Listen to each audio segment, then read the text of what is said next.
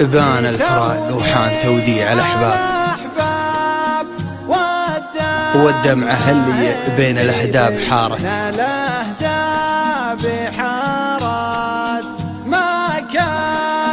ما كان إلا دمع رجال قد شاب،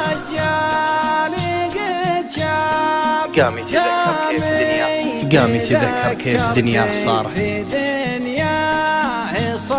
عقب الجماعة والحبايب والأقراب أصبح وحيد والليالي استدار، أصبح وحيد والليالي استدارت، بان